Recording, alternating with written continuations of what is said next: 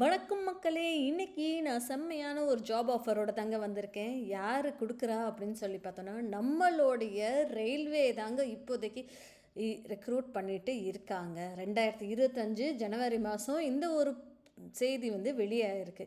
சம்பளம் பார்த்தீங்கன்னா 62,000. என்ன ரோலுக்கு அப்படின்னு சொல்லி பார்த்தோன்னா, அசிஸ்டன்ட் மேனேஜர் அப்படின்ற ஒரு ரோலுக்கு தாங்க இவ்வளோ ஒரு வேலைவாய்ப்பு இப்போதைக்கு போஸ்ட் பண்ணியிருக்காங்க. இதே மாதிரி ரெகுலராக நீங்கள் எங்கே கவர்மெண்ட் உத்தியோகமாக இருந்தாலும் சரி, அது அரசாங்கமாக இருந்தாலும் சரி, இல்லைப்பா ப்ரைவேட் செக்டர்ஸ் ஜாபாக இருந்தாலும் சரி, நான் உங்களுக்கு ரெகுலராக போஸ்ட் பண்ணிக்கிட்டே இருக்கேன்.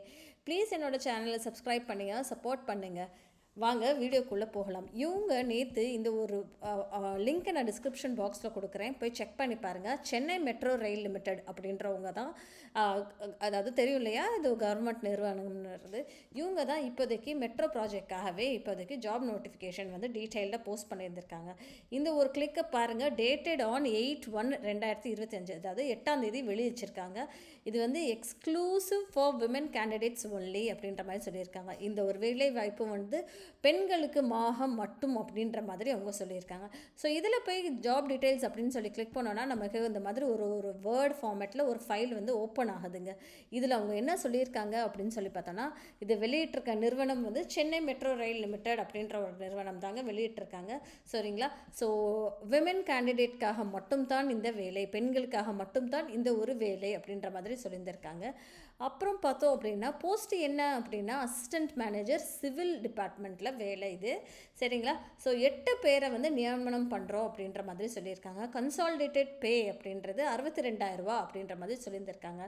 வயது வரம்பு வந்து 30 வயசுக்குள்ளே மேக்ஸிமம் இயராக இருக்கணும். ஆனால் அவங்க கீழே என்ன போட்டிருக்காங்க அப்படின்னா, நம்மளால் வந்து லைக் உங்களோட எக்ஸ்பீரியன்ஸ் வந்து நல்லா இருந்ததுன்னா நாங்கள் வேணால் இந்த வயது வரம்பை கொஞ்சம் ரிலாக்ஸ் பண்ணியிருக்கோம் அப்படின்ற மாதிரி அவங்க சொல்லியிருந்திருக்காங்க. சரிங்களா?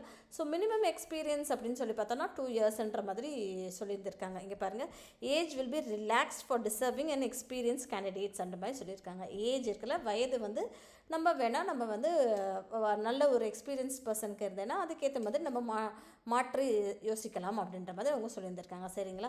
ஸோ செலக்டட் கேண்டிடேட்ஸ் வந்து ஐடிஏ பே ஸ்கேல் மூலயமா கான்ட்ராக்ட் பேசிஸில் 2 வருஷம் கான்ட்ராக்ட் பீரியடில் நாங்கள் உங்களை வந்து எடுத்துக்குவோம்.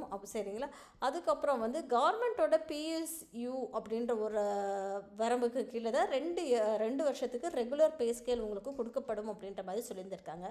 அதே மாதிரி நீங்கள் வந்து இந்த வேலையில் நீங்கள் சேர்ந்த பிறகு உங்களுக்கு higher remuneration, higher post shall be considered. ஓகேங்களா?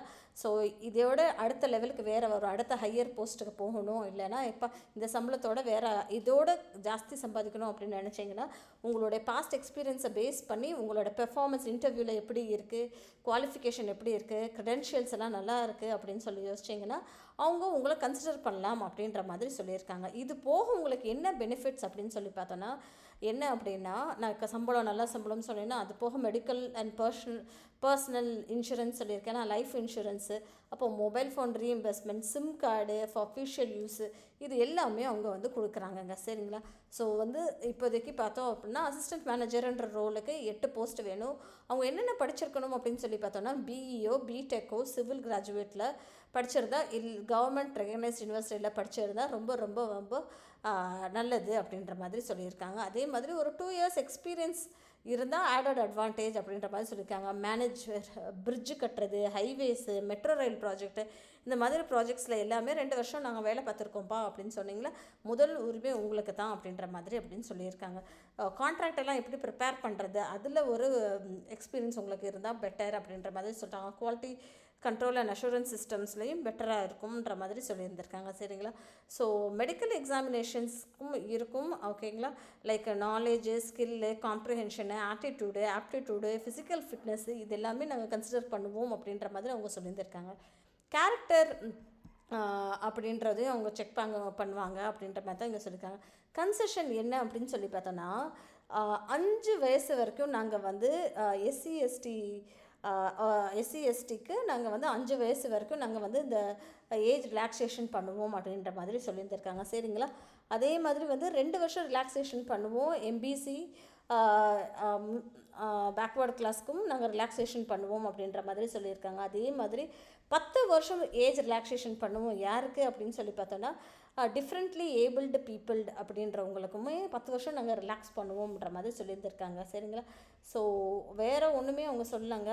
அப்ளிகேஷன் நீங்கள் ஃபீஸுக்கு நீங்கள் இதுக்கு அப்ளை பண்ணுறதுக்கு அப்படின்றது 300 பே பண்ணி NEFT மூலயமா பண்ணணும் அப்படின்ற மாதிரி சொல்லியிருக்காங்க. இதை நான் டெஃபினட்டாக உங்களுக்கு நான் டிஸ்கிரிப்ஷன் பாக்ஸில் கொடுக்குறேன். கிளிக் பண்ணி பாருங்கள். போய் செக் பண்ணிவிட்டு இதில் என்னென்ன இருக்குது அப்படின்றது பார்த்துக்கிட்டீங்க அப்படின்னா நீங்கள் அப்ளை பண்ணுறதுக்கு ரொம்ப வசதியாக இருக்கும். இங்கே பாருங்கள், அவங்களே இங்கே லிங்க் கொடுத்துருக்காங்க எப்படி அப்ளை பண்ணுறது அப்படின்னு சொல்லிட்டு.